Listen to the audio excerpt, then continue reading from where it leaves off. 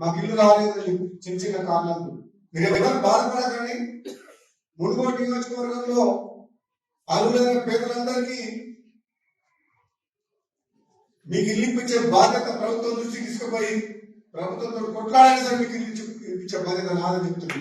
ఎందుకంటే చాలా మంది నిరుపేదలు అర్హులైన కూడా వాళ్ళకి ఇల్లు రాలేదు.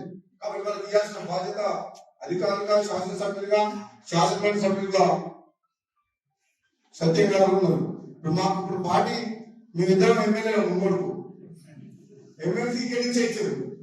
పొత్తులో భాగంగా అప్పుడు శాసనమండలి మున్గోడు కంపెనీ బీజేపీలో వెళ్ళినప్పుడు పొత్తు సిపిఐ కాదు పొత్తుల భాగంగా సరైన అనిపోతుంది.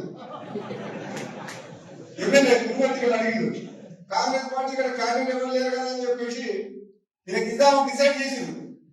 నేను మళ్ళీ మన బీజేపీకి రాజగోపాల్కి వస్తేనే మన కాంగ్రెస్ పార్టీ ప్రభుత్వంలో బీజేపీకి తీసుకొచ్చింది.